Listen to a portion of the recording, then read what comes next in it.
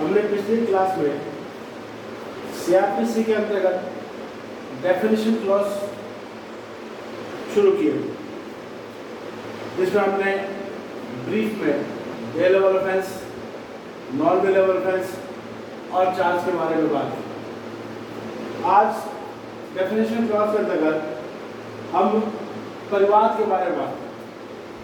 Complaint क्या है, इसको सीआरपीसी सेक्शन 2(d) में डिफाइन किया है।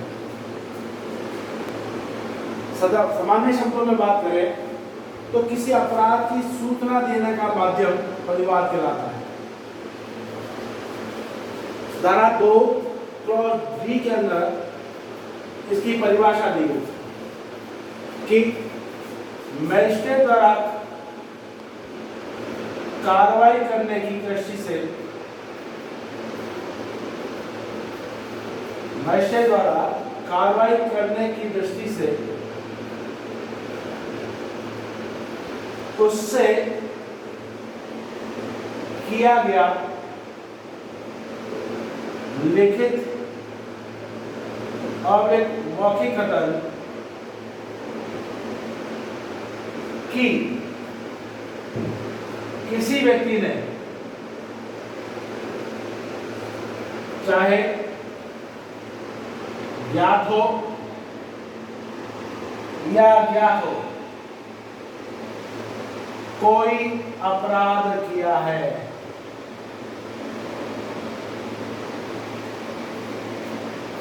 इस परिभाषा से स्पष्ट है कि परिवाद किसी मजिस्ट्रेट को किया जाता है,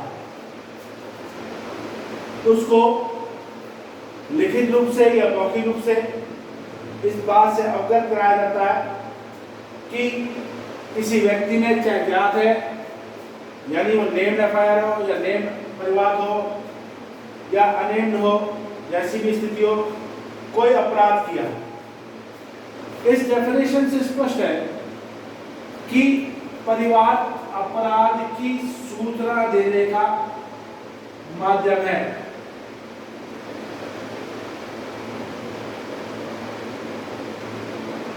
सीआरपीसी में किसी अपराध की सूचना देने के दो माध्यम हैं, एक एफआईआर, दूसरा परिवाद, कंप्लेंट।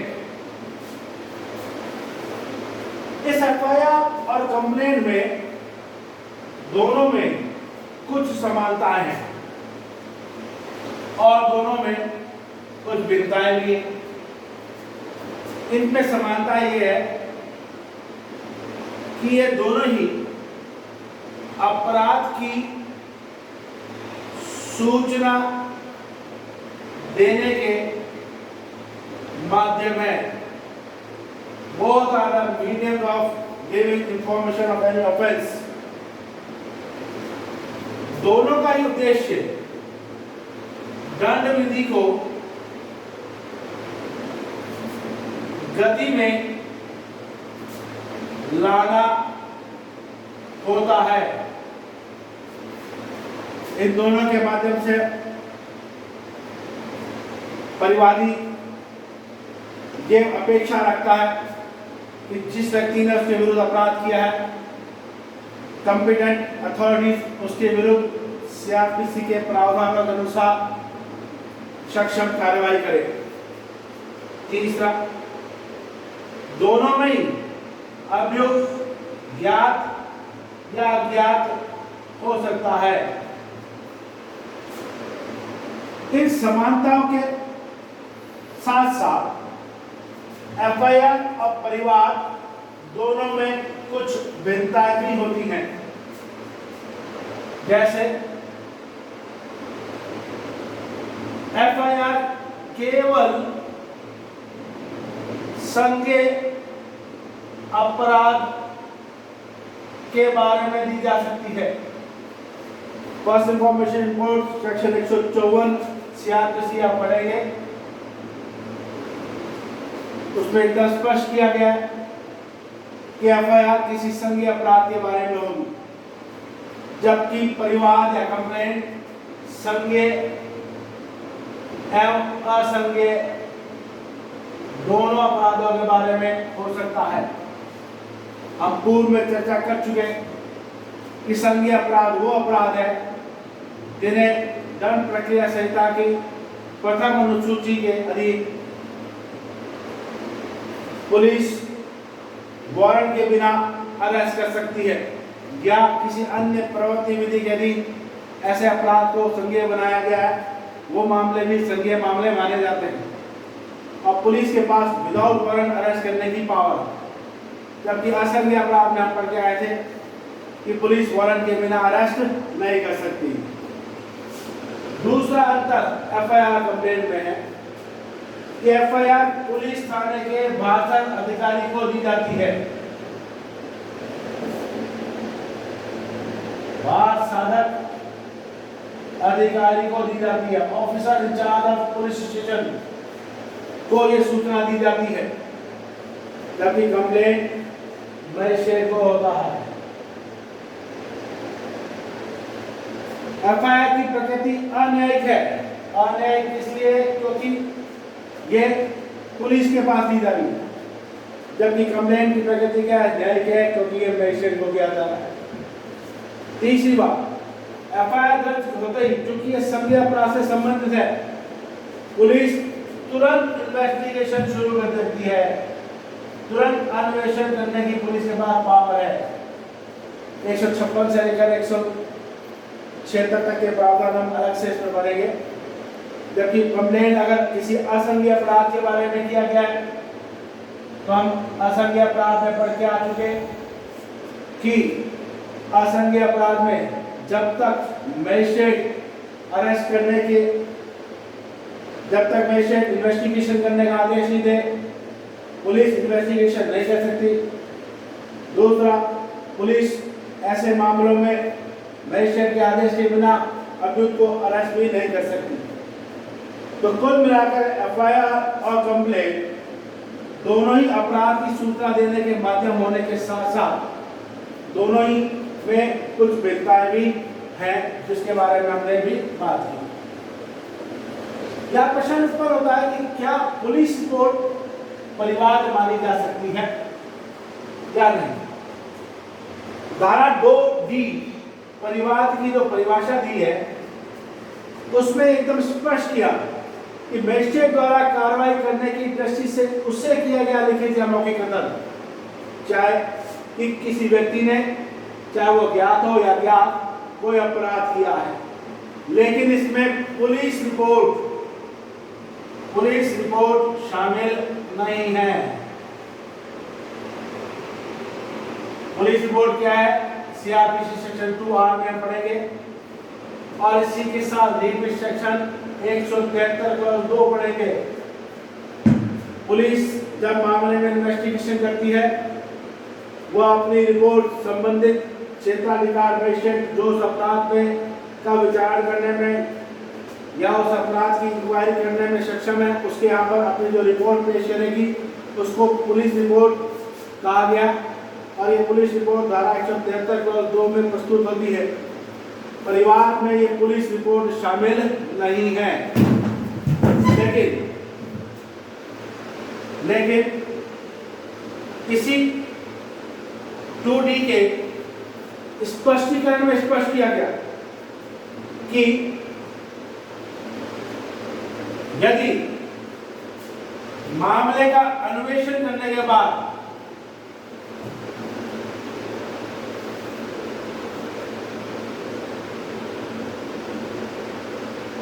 पुलिस इस निष्कर्ष पर पहुंचती है कि कोई असंज्ञेय अपराध किया गया है, तो ऐसी सूरत में पुलिस रिपोर्ट परिवाद मानी जाएगी और ऐसी रिपोर्ट करने वाला पुलिस अधिकारी परिवादी माना जाएगा। सीआरपीसी की धारा 190 क्लॉज 1 के अंतर्गत स्पष्ट किया कि मजिस्ट्रेट किन आधारों पर किसी अपराध का संज्ञान दे सकता है।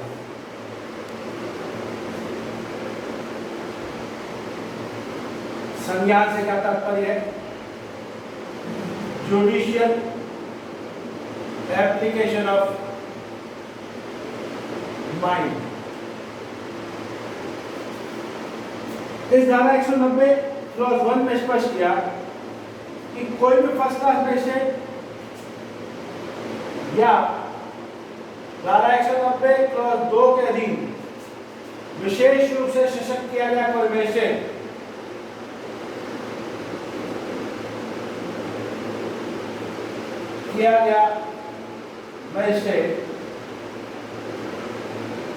निम्नलिखित आधार पर किसी अपराध का संज्ञान कर सकता है। पहला, उस अपराध के बारे में कोई परिवाद प्राप्त होने पर।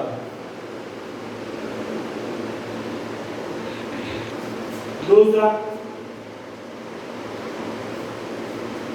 उस अपराध से संबंधित तथ्यों पर कोई पुलिस रिपोर्ट प्राप्त होने पर। तीसरा,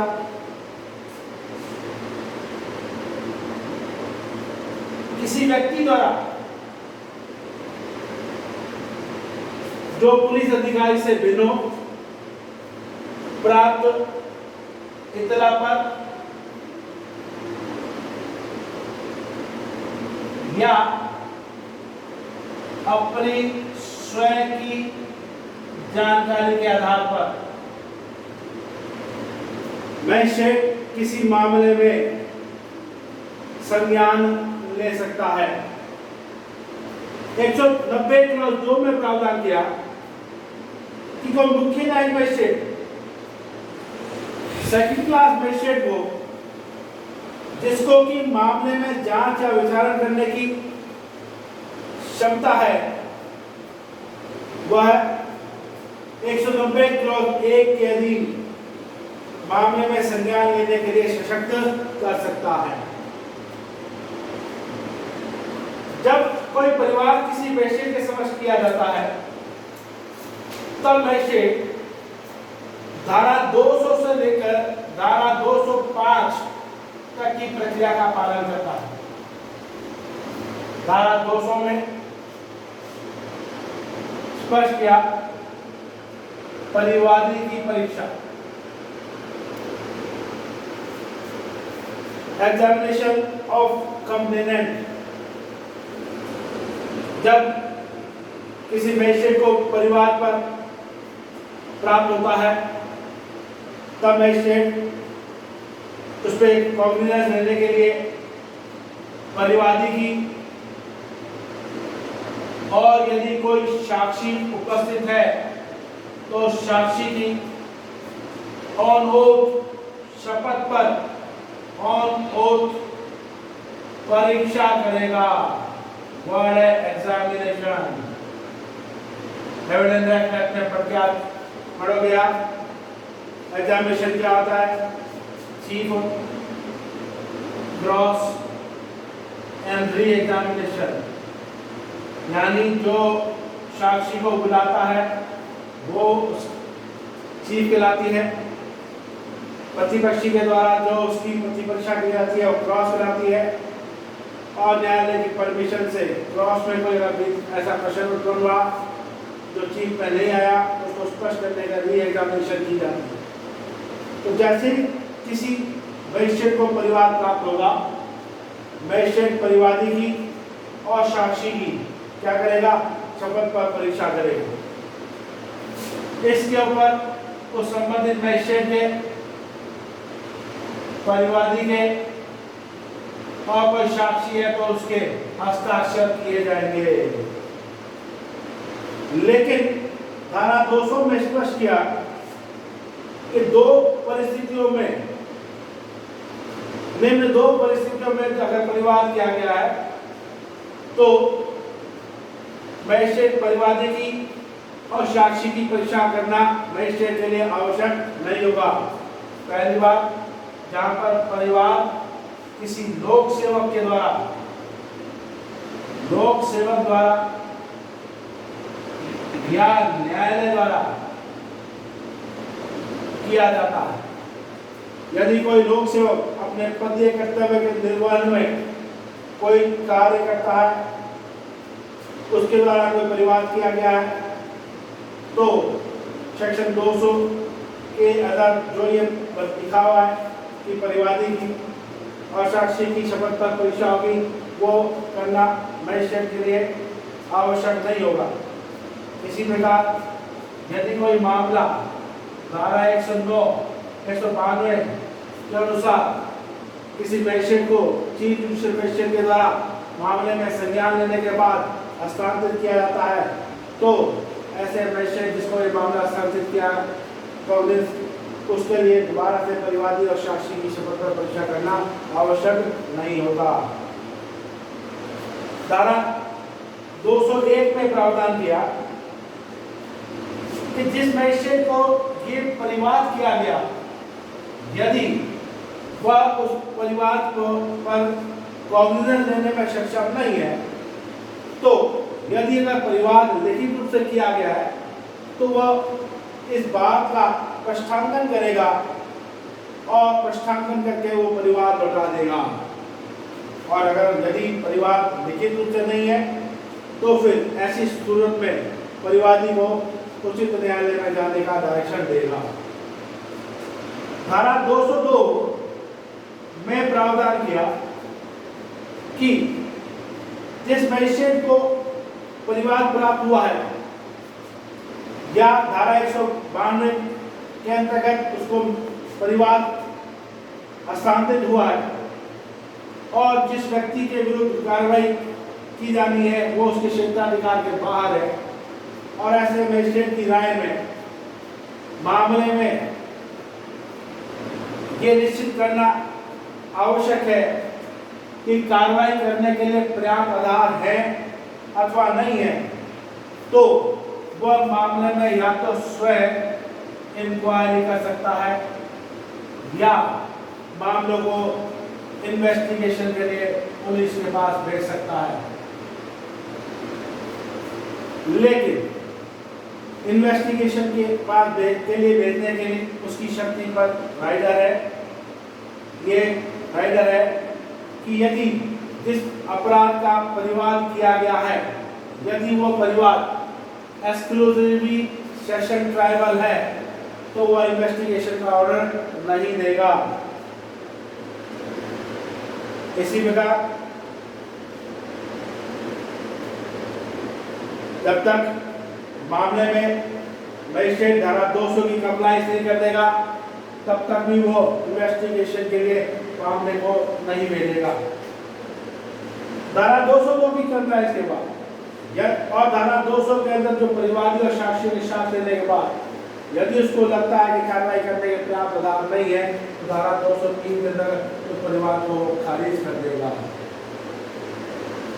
लेकिन 200 की कार्रवाई 202 की इंक्वायरी या इन्वेस्टिगेशन के बाद यदि उसको लगता है कि कार्रवाई करने के आधार हैं और मामला समन मामला है, तो वह अभियुक्त की हाजिरी के लिए समन जारी करेगा।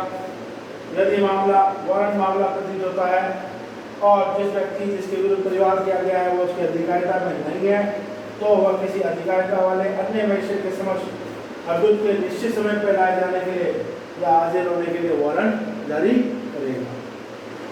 धारा 205 में प्रावधान किया कि मजिस्ट्रेट व्यक्तिगत हाजिरी से अभिमुक्ति दे सकता है यदि उसको ऐसा करने के पर्याप्त कारण मामले में प्रतीत होते हैं। यदि वह किसी अभियुक्त को विजय के मार्फत भी उपस्थित होने के आदेश दे सकता है। जब कभी भी मजिस्ट्रेट को यह प्रतीत होगा कि ऐसे अभियुक्त की कार्रवाई में व्यक्तिगत उपस्थिति आवश्यक है, तो वह व्यक्तिगत उपस्थित होने का आदेश दे सकता है।